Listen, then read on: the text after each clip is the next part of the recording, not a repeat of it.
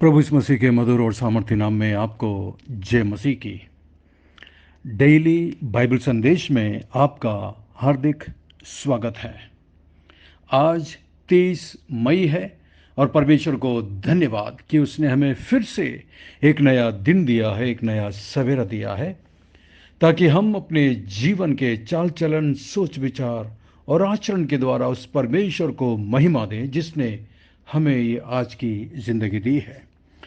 मैं आशा करता हूँ कि हमने अभी तक इब्रानियों की किताब में से बहुत अद्भुत बातों को सीखा है।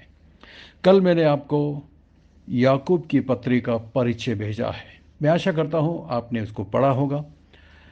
परिचय पढ़ने से आपको समझ में आएगा कि इस पत्र को लिखने वाला कौन है और वो किस उद्देश्य से इस पत्र को लिख रहा है। याकूब की पत्री। याकूब, जैसा कि मैंने कल बताया था, याकूब प्रभु मसीह का छोटा भाई था। प्रभु मसीह के क्रूस पर मृत्यु तक याकूब ने और उनके कुछ भाइयों ने प्रभु मसीह पर विश्वास नहीं किया था। लेकिन प्रभु मसीह के जी उठने के बाद पेंतेकोस्त के दिन जब पतरस ने उठकर प्रचार किया आत्मा से भरकर, तब स्कॉलर्स ऐसा मानते हैं कि प्रभु मसीह का भाई याकूब ने भी प्रभु मसीह पर विश्वास किया, कलीसिया में शामिल हो गया और यरूशलेम की कलीसिया का एक मुख्य अगुवा भी बन गया था। आगे हम पढ़ेंगे एक अध्याय और उसकी पहली आयत में। याकूब यहाँ पर उन विश्वासियों को लिखता है जो अपने समय में तितर बितर होकर चारों तरफ फैले हुए थे। मसीही सताव की वजह से उन्हें अपना घर छोड़कर भागना पड़ता था। रोमी लोग उन्हें सताते थे और यहाँ तक कि यहूदी लोग भी उन्हें सताते थे जो मसीह नहीं हुए थे। ये लोग जो मसीह थे, इन्हें दोनों तरफ से सताया जाता था। इनके लिए जीना बहुत मुश्किल था। निराशा इनके जीवन में आ गई थी। इसलिए कई लोग विश्वास को छोड़कर पीछे हटने लगे थे। याकूब ऐसे विश्वासियों को उत्साहित करने के लिए लिखता है। पवित्र आत्मा से प्रेरित होकर वो इस पत्र को लिखता है। तो ये पत्र केवल उनके लिए ही नहीं बल्कि आपके लिए भी है और मेरे लिए भी है, क्योंकि हमें भी उसके उत्साह की आवश्यकता है, उसके एनकरेजमेंट की आवश्यकता है। हमारे जीवन में भी आज दुख तकलीफ है, परेशानी है, यहाँ तक कि कई मसीहों को सताया भी जाता है। और ऐसे में ये पत्री आपके लिए और मेरे लिए एक बहुत बड़ा सहायक साबित होगी। एक अध्याय और उसकी पहली आयत में देखिए, परमेश्वर के और प्रभु मसीह के दास याकूब, कितना अद्भुत तरीके से अपने आप को कितना नम्र करते हुए याकूब यहाँ पर इस पत्र को लिख रहा है। वो सबसे पहले कहता है कि मैं परमेश्वर का दास हूँ, परमेश्वर का सेवक हूँ, और फिर उसके बाद वो कहता है प्रभु यीशु मसीह। यहाँ पर याकूब बड़े जोर देकर इस बात को बताता है कि प्रभु कौन है, यीशु मसीह कौन है, और उसके पूरे नाम का बहुत बड़ा अर्थ है प्रभु यीशु मसीह। प्रभु का मतलब है स्वामी, प्रभु का मतलब है वो हमारा मालिक है। पुराने नियम के अंदर परमेश्वर के लिए हमेशा यही शब्द इस्तेमाल किया होता था। लॉर्ड जो शब्द है पुराने नियम के अंदर परमेश्वर के लिए इस्तेमाल यही शब्द होता था। और इंग्लिश बाइबल में यदि आप देखेंगे तो हमेशा परमेश्वर के लिए जब भी लॉर्ड शब्द इस्तेमाल हुआ है तो हमेशा कैपिटल एल को इस्तेमाल किया है।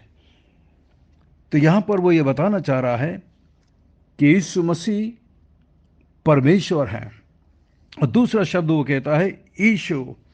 ईशु शब्द का भी मतलब आप जानते हैं, जिस तरह पुराने नियम में यहोशू जो शब्द था वही ग्रीक में ईशु शब्द है। इसका मतलब है उद्धार करने वाला, बचाने वाला। और फिर उसके बाद है मसीह। ये भी एक बहुत बहुत महत्वपूर्ण शब्द है। मसाया या क्रिस्ट या मसीह जो शब्द है इसका मतलब है द अनॉइंटेड वन, अभिषिक्त किया हुआ।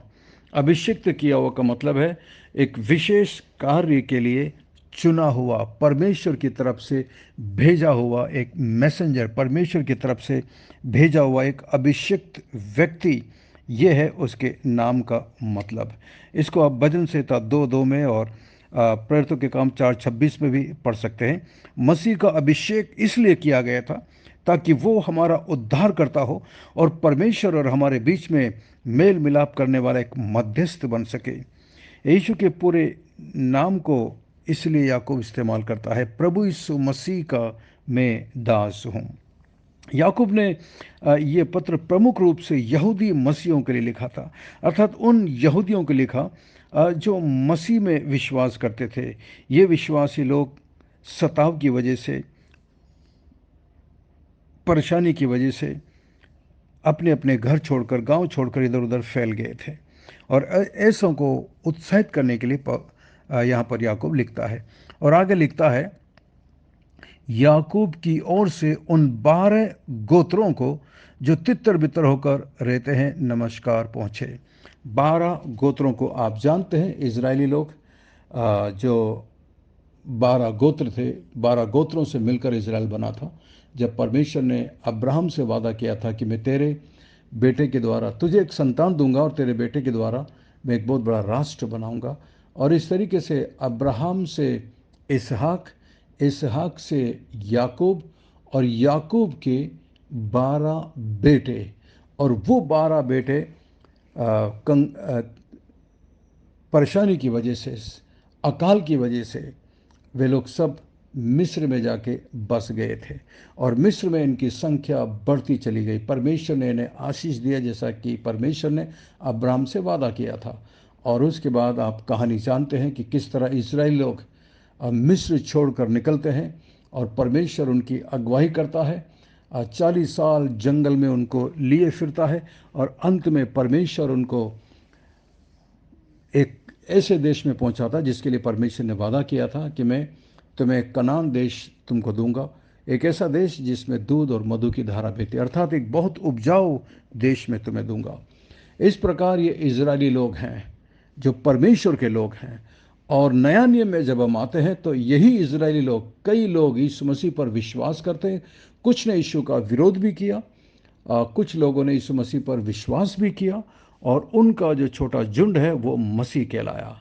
लेकिन इजरायली लोग सच्चे परमेश्वर को मानने वाले हैं, अभी भी हैं। परमेश्वर उनसे प्रेम करता है, और इसलिए याकूब एक तरीके से न केवल इन्हीं विश्वासियों को, लेकिन हर जगह जितने भी इजरायली हैं या परमेश्वर के लोग हैं, आज परमेश्वर के लिए जो इजरायली लोग हैं वो आप और मैं हूँ। पुराने नियम में वो परमेश्वर की प्रजा थी इजरायली लोग, नया नियम में आप और मैं परमेश्वर के संतान हैं। उसने हमें अपने बेटे यीशु के लहू से खरीदा है, छुड़ाया है, हम उसके हैं।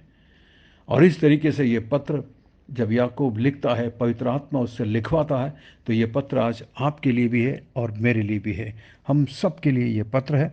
और इसलिए वो कहता है, हे मेरे भाइयों, जब तुम नाना प्रकार की परीक्षाओं में पढ़ो तो उसके पूरे आनंद की बात समझो। क्यों आनंद की बात समझो? क्योंकि मसीह जीवन में परीक्षा का आना जरूरी है। परमेश्वर हमारे जीवन में परीक्षा आने देता है ताकि हम उस परीक्षा में पास हो सकें, संघर्ष करके मजबूत होकर के उस परीक्षा से बाहर निकल सकें। परीक्षा बहुत बहुत जरूरी है। परीक्षा अलग अलग प्रकार से आ सकती है। दुख, तकलीफ, कष्ट, सताव, आजमाइश, हर प्रकार से हमारे जीवन में परीक्षाएं आ सकती हैं। हमें परीक्षा में गिरना नहीं है, परीक्षा में खड़े रहना है, और इसके लिए परमेश्वर हमें ताकत देता है। जितना हम परमेश्वर के करीब रहेंगे, जितना उसके वचन को पढ़ेंगे, जितना उसके पवित्र आत्मा की अगुवाई में जीवन बिताएंगे, तो हम परीक्षा में गिरने से बचेंगे। ऐसे बहुत सारे लोग हैं जो परीक्षा में गिर जाते हैं, हार जाते हैं, और फिर वो एक अच्छा मसीह जीवन नहीं जी पाते। उनके जीवन से परमेश्वर को महिमा नहीं मिलती, क्योंकि वो पाप में जीवन जीते हैं, परीक्षा में पड़ जाते हैं।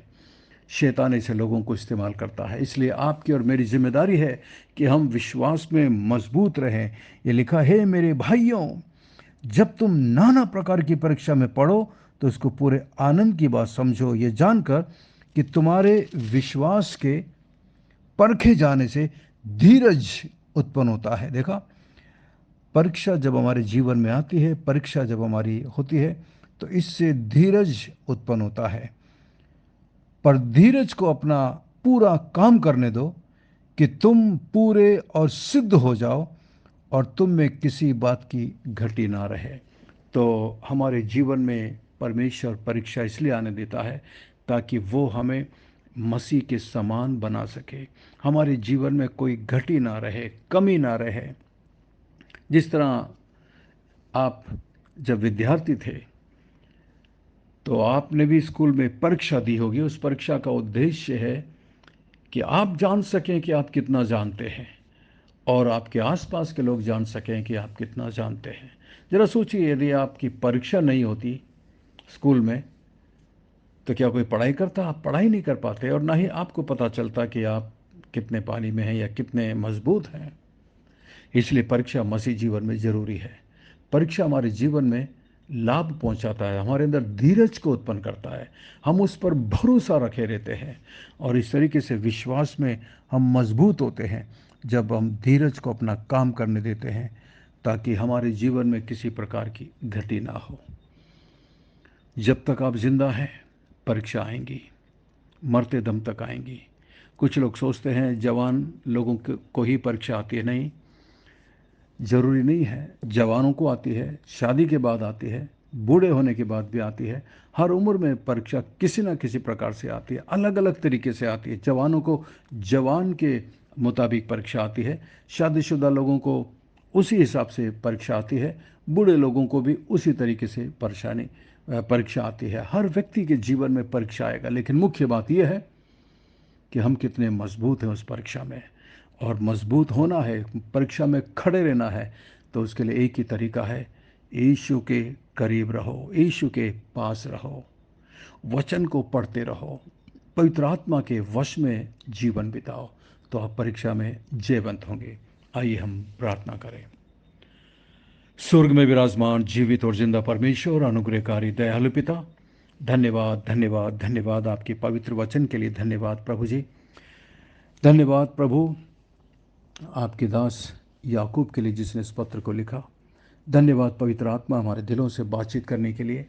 मैं प्रार्थना करता हूं प्रभु, इस वचन को सुनने वाले मेरे प्रत्येक मसीही भाई और बहन जो इस संदेश को सुन रहे हैं, अलग अलग जगह से प्रभु जो इस संदेश को सुनते हैं, प्रभु आप उनमें से प्रत्येक पर अनुग्रह और दया करिएगा। प्रभु महान परमेश्वर, मैं प्रार्थना करता हूँ पंजाब से जितने लोग इस संदेश को सुनते हैं, राजस्थान से जितने लोग इस संदेश को सुन रहे हैं प्रभु, जम्मू कश्मीर में जितने लोग इस संदेश को सुनते हैं, भारत के अलग अलग कोने से प्रभु जी जो इस संदेश को सुनते हैं, उत्तर प्रदेश में कई लोग हैं प्रभु, दिल्ली में, नोएडा में प्रभु जी बहुत सारे लोग हैं, गाज़ियाबाद में, फरीदाबाद में ऐसे बहुत सारे लोग हैं प्रभु, तेरे दास और दासी जो इस संदेश को सुनते हैं, केरल में ऐसे कई लोग हैं मान परमेश्वर, यहाँ तक कि हमारे देश के बाहर ऐसे कई लोग हैं जिन्हें ये संदेश पहुँचता है। प्रभु मैं प्रार्थना करता हूँ प्रत्येक पर आप अनुग्रह करना प्रभु जी, इन डिवोशंस के द्वारा प्रभु उनके ईमान को, विश्वास को मजबूत करना प्रभु जी, शैतान की हर एक आजमाइश में विश्वास के साथ मजबूती से खड़े होने में हमारी सहायता और मदद करना प्रभु जी। हमें क्षमा करना, माफ़ करना प्रभु। कई बार जब हम परीक्षा में हार गए या गिर गए मान परमेश्वर, हमारी सहायता कर, मदद कर प्रभु। यदि इस ग्रुप में ऐसा कोई आपका दास और दासी है जो अलग अलग परीक्षाओं से होकर गुजर रहे हैं, संघर्ष में प्रभु, और कई बार वो गिरे हैं प्रभु जी, आप उन्हें दोबारा उठाकर खड़ा करिए, क्षमा करिए, उन्हें माफ़ करिए प्रभु, ताकि वो फिर से आपकी संगति में आ सके और आपको महिमा दे सकें। मान परमेश्वर, मैं प्रार्थना करता हूँ इस ग्रुप में मेरे जितने भी जवान भाई और बहन हैं प्रभु जी, प्रत्येक पर अनुग्रह और दया करना प्रभु। मैं प्रार्थना करता हूँ जितने भी इस ग्रुप में हमारे बुजुर्ग विश्वासी हैं प्रभु, मान परमेश्वर आप उन पर अनुग्रह और दया करना प्रभु जी, क्योंकि आपके लिए कुछ भी मुश्किल नहीं है। मैं अपने दोस्त भाई जितेंद्र गुप्ता के लिए प्रार्थना करता हूँ प्रभु जी, उनके परिवार पर अपनी कृपा, अपना अनुग्रह बनाए रखना मान परमेश्वर, उनके बिजनेस पर आशीष देना प्रभु। जब वो अपने घर में अकेले मसीह हैं प्रभु जी, उनका ईमान, उनका विश्वास दूसरों को प्रभावित कर सके।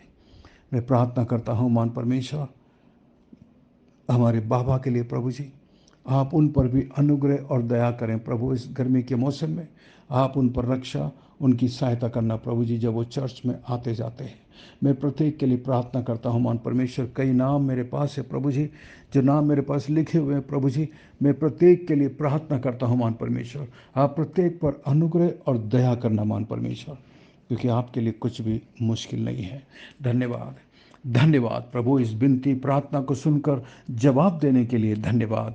सब कुछ यीशु मसीह के मीठे महापवित्र नाम से मांगते हैं, आमीन, आमीन। बहुत बहुत धन्यवाद हमारे साथ बने रहने के लिए। मैं आशा करता हूँ आज के इस डिवोशन के द्वारा परमेश्वर ने आपके दिलों से बातचीत की है। यदि आप आशीषित हुए हैं तो हमें ज़रूर लिख कर बताइएगा, और इस संदेश को अपने दूसरे मसीह दोस्त भाई बहनों को शेयर करिएगा, ताकि वो भी इससे आशीषित हो सकें।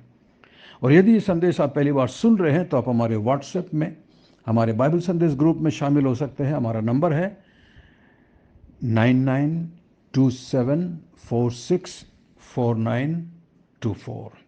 Pastor Mani Thomas, Emmanuel believers church, Agra. हम आपसे प्रेम करते हैं, आपके लिए प्रार्थना करते हैं, हमारे लिए भी प्रार्थना करिएगा। अंत में सवाल है, आज के डिवोशन में परमेश्वर ने आपके दिलों से क्या बातचीत की, या एक या दो ऐसे परीक्षा के बारे में बताइएगा जिस पर परमेश्वर ने आपको विजय दी है। परमेश्वर आपको आशीष दे। God bless you, we love you, have a great day